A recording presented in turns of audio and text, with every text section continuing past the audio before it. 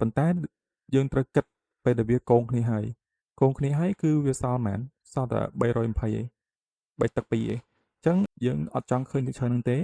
យើងដក make fat នេះ make fat វាចេញមកតែយើងស្រឡាញ់ក្បឿងពណ៌អីគេឥឡូវយើងដូរមានលើប៉ាន់គេនៅរើសអូខេសួស្តីអ្នកនរគ្នាចឹងឥឡូវខ្ញុំមកតពីវីដេអូមុនដែលខ្ញុំនិយាយអំពីការប្រើប្រាស់ plugin នេះក្នុងការគូរក្រោវាមានភាពងាយស្រួលហើយអញ្ចឹងប៉ុន្តែវាមានភាពងាយស្រួលត្រង់ប្រយោលស្រាយនេះក្រោនេះអញ្ចឹងនេះខ្ញុំមកនិយាយតការប្រើប្រាស់ plugin នឹងឲ្យកាន់តែមានប្រយោជន៍អញ្ចឹងយើងនឹងប្រើប្រាស់ plugin មួយនេះក្នុងការធ្វើក្បឿងអញ្ចឹងនេះគឺជាដំបូលហើយបើអ្នកនរគ្នាដឹងរបៀបគូរនេះខ្ញុំលុបចាស់សាមីយើងចូលលើ face ដែលយើងចង់គូរនឹងមកហើយយើងប្រើ plugin នេះយ៉ាងនេះច្បាស់ជាស្គាល់ហើយ1001 bit នេះខ្ញុំអត់និយាយច្រើនពីហ្នឹងទេខ្ញុំគ្រាន់តែគូរយកហ្មងទៅហើយ35អូខេ150បើទឹកក៏បានដែរអញ្ចឹងយើងបង្កើតមកវាចេញដំបូលមកឲ្យយើងហើយ explore វាអញ្ចឹងនេះគឺជា file ដែលយើងចង់កាត់ហើយនេះគឺជាក្បឿង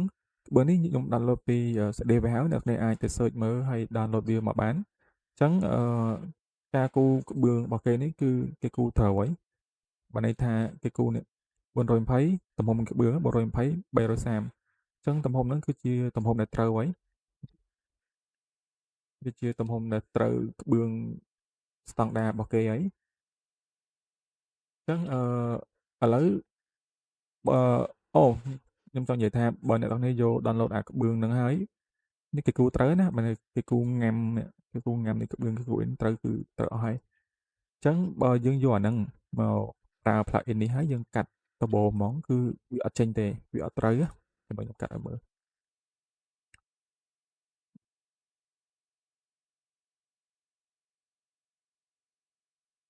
អញ្ចឹងនេះ plugin នេះឃើញយើងដឹងចំនួនក្បឿងទៀតអស់ប៉ុន្មានក្បឿងហើយក្បឿងណាចំនួនប៉ុន្មានដែលយើងត្រូវកាត់ត្រឹមក្បឿងអញ្ចឹង plugin នេះវាប្រាប់យើងទាំងអាហ្នឹងទៀតវា calculate ឲ្យទាំងអាហ្នឹងទៀតអញ្ចឹងខ្ញុំគិតថាវាប្រសើរមែនតើសម្រាប់គ្នាយើងហើយអានេះគឺជាការងារជាក់ស្ដែងដែលយើងត្រូវដឹងពីទិន្នន័យការងារទាំងអស់ហ្នឹងទាំងសម្រាប់ធ្វើការកណនីតម្លៃកណនីអីចឹងទៅកំងអវ៉ាន់កំងអីកំងក្បឿងមកអីគឺយើងត្រូវដឹងអានេះគេមានរបៀបគេកណនីដែរប៉ុន្តែនេះគាត់ថា plugin នេះវាជួយប្រាប់អាហ្នឹងយើងចឹងដែរអូខេអញ្ចឹងវាកាត់ហើយវាកាត់បានស្អាតទៀតប៉ុន្តែអ្នកនរឃើញក្បឿងនេះវាអត់ត្រូវបានន័យថាអាងាមនេះមិនបានវាត្រូវចេញច្អូនចេះឃើញទេហើយវាអត់គង់លើគ្នាទៀតក្បឿងវាអត់គង់លើគ្នាទេអញ្ចឹងបើយើងយកអាហ្នឹងមកមកដាក់វាខុសអញ្ចឹងអូខេខ្ញុំសូមនិយាយឲ្យលឿនតិចទៅកុំឲ្យវីដេអូយើង view អញ្ចឹងអ្នកនរគ្នាត្រូវអីគេត្រូវកាត់អានេះត្រូវកាត់អាងាមនេះបានន័យថាយើងគូយើងលុប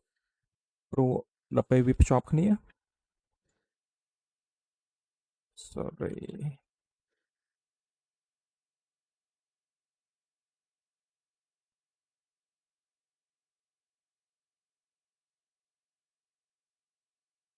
អញ្ចឹងពេលវាភ្ជាប់គ្នានេះវាត្រូវភ្ជាប់គ្នាជាមួយអានេះនិងជាមួយអានេះតិចគ្នាមកវាត្រូវភ្ជាប់គ្នាជាមួយអានេះជាមួយអានេះអញ្ចឹងបើយើងលើកគុំភ្ជាប់គ្នាត្រូវភ្ជាប់គ្នាអញ្ចឹងអាហ្នឹងត្រូវអញ្ចឹងដល់ពេលនេះគឺយើងត្រូវកាត់ងាំហ្នឹងប៉ុន្តែដល់ពេលដែលវាគង់លើគ្នាពេលដែលវាគង់លើគ្នាគង់លើគ្នាគង់លើគ្នាដល់ពេលlại នឹងពិจารณาការនេះវាយក object នេះមកដាក់លើមួយទៀតវាទៅចេញស្មើគ្នាចេះឃើញទេទៅលើបន្តិចវាទៅចេញស្មើគ្នាចេះអញ្ចឹងនេះគឺជារបៀបនៃ plugin តនាការអញ្ចឹងយើងធ្វើម៉េចឲ្យវាគង់លើគ្នាអញ្ចឹងដើម្បីឲ្យវាគង់លើគ្នាបានយើងគ្រាន់តែ select លើគ្រប់នឹងមកហើយយើង select លើ face មុខនេះ Vậy là phải một nắng bị auto saveតិច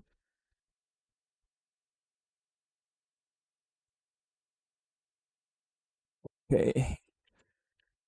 ស្លេចលើអាហ្វេនេះមកហើយយើងប្រប់វាចុះក្រោម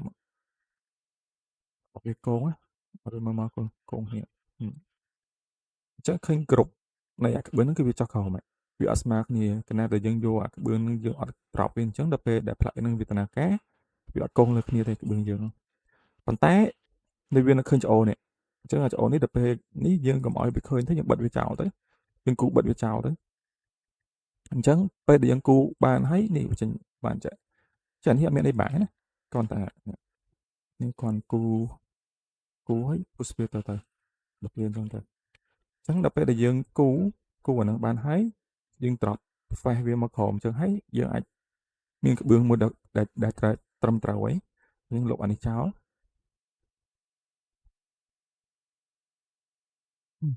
អូមួយទៀតខ្ញុំភ្លេចប្រាប់អឺរូបភាពនេះមិញនេះក្បឿង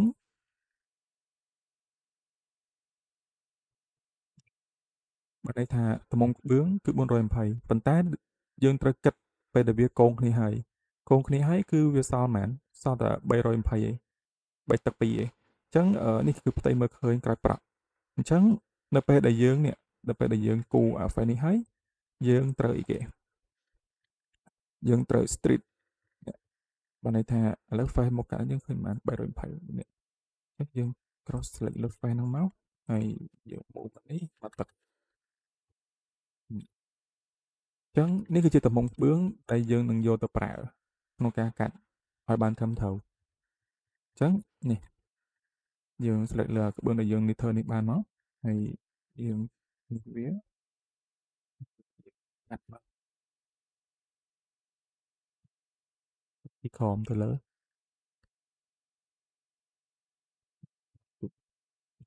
ហើយអញ្ចឹងនេះគេវាត្រឹមត្រូវហើយក្បឿងយើងមើលមកស្អាតហ្មងបើយើងកាត់អឺយើងក៏អាចប្រើនេះបានដែរប្រើ texture បានដែរប៉ុន្តែឥឡូវនេះខ្ញុំគិតថា plugin នេះវាមកជំនួសការប្រើប្រាស់ texture ហើយ texture ទោះបីយើងខំប្រើ normal map ប្រើ displacement map មិនក៏វាអត់ចេញផុសស្អាតដែរអាហ្នឹងតាមបទពិសោធន៍ខ្ញុំធ្លាប់ប្រើអញ្ចឹងplugin នេះគឺវានឹងមកជួយអាហ្នឹងអូខេអញ្ចឹងបើយើងគូអាហ្នឹងហើយយើងគូព្រមមកអឺអានេះមួយទៀតអានេះមានរឿងនិយាយច្រើនមែនតើអានេះព្រោះនេះការងារពាក់ព័ន្ធជាមួយនឹង classic ការងារពាក់ព័ន្ធជាមួយនឹង Avila Classic អី3អីអឺពិដានអីបើចង់អានេះត្រូវអ្នកនរគ្នាចំណេញការគូសឹងថារឿងគូខ្លះយើងគូ10នាទីអានេះគូ5នាទីឬក៏2 clip អីហើយអញ្ចឹងអានេះមានរឿងនិយាយច្រើននេះមានរឿងនិយាយច្រើនប៉ុន្តែខ្ញុំនឹងអត់និយាយក្នុងវីដេអូនេះទេកុំឲ្យវីដេអូនេះវាទៅវែងឆ្ងាយតទៀតអញ្ចឹងនេះ select from នេះមកអានេះគឺខ្ញុំចងហើយចងខ្លួនឯងហើយគឺមកឃើញហើយមេដបូលមួយទៀតនេះគឺប្រើផ្សេងគ្នាប្រើព្រមចុងដបូលនេះផ្សេងអានេះផ្សេងហើយអូខេឆក់profile builder នេះមក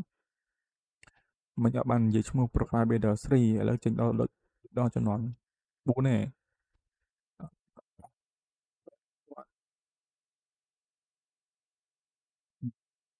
ហើយអានេះគ្រាន់តែយើងធ្វើមិន mirror មក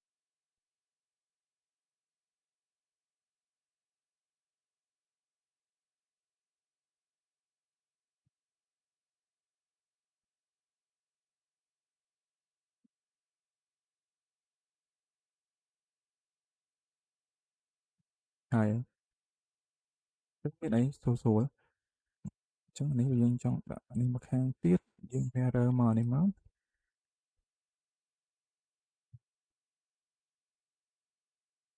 ចង់គូអានេះមួយទៀត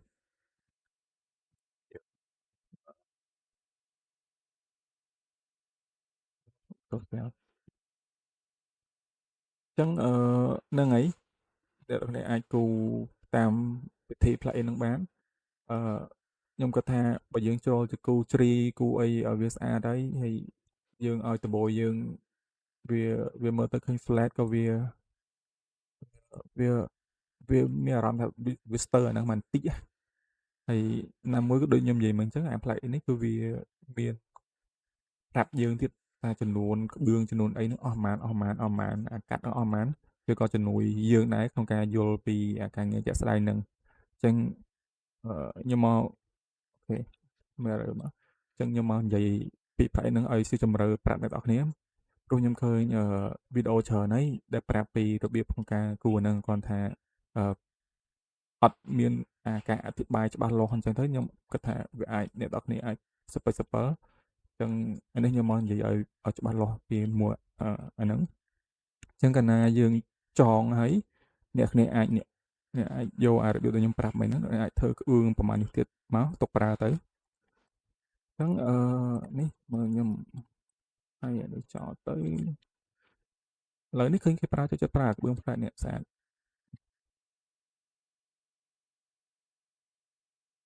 នេះតែស្រួលកាត់ហើយ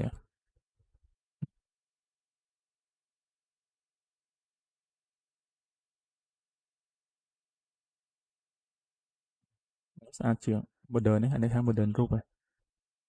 ស្អាតជាងឡើយឃើញថៃចូលចិត្តប្រើតែនេះបកតែនេះវិញប្រើរបស់យើងវិញអញ្ចឹងហ្នឹងហើយវីដេអូហ្នឹងគឺខ្ញុំគិតថាមានតែប៉ុណ្្នឹងអូអឺខ្ញុំបើក Instead check មើលឲ្យអ្នកនរមើលបន្តិចទៅព្រោះតាមពិត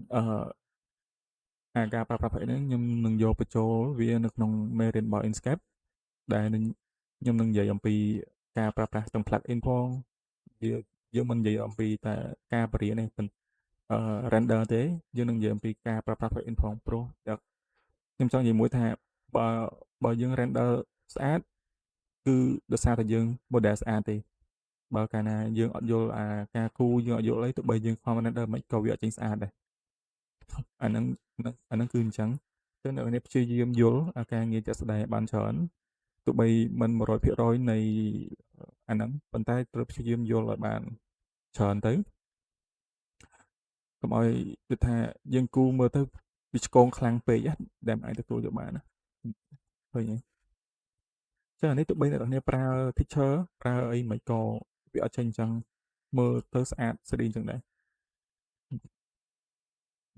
នេះក៏យើងគ្រាន់យក teacher មកអានេះខ្ញុំនិយាយពីមាត់រៀនតិចទៅដើម្បីថាអត់និយាយពី Inkscape សោះអញ្ចឹងឧបមាថាយើងប្រើ teacher បែបនេះឲ្យវាផុសចង់ឲ្យវាផុសនេះប៉ុន្តែយើងអត់ឆ្លាញ់ក្បឿងពណ៌ហ្នឹងទេអញ្ចឹងយើងបន្ថយនេះជា default setting របស់វាគឺវា100%ហើយយើងច្បាស់ជាឃើញ teacher ហ្នឹងហើយប៉ុន្តែយើងអត់ចង់ឃើញ teacher ហ្នឹងទេអញ្ចឹងយើងដក make fade នេះ make fade វាចេញមកអញ្ចឹងយើងឆ្លាញ់ក្បឿងពណ៌អីគេឥឡូវយើងដូរមានលើប៉ាន់គេនៅរើសអានេះខ្ញុំគាត់ឧទាហរណ៍ទេហើយវាដូចជាអាឡូងជាងនេះហើ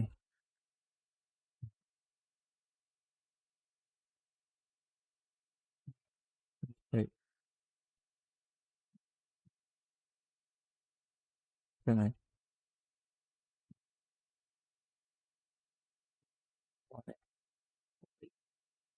working ពលាពណ៌នេះស្អាត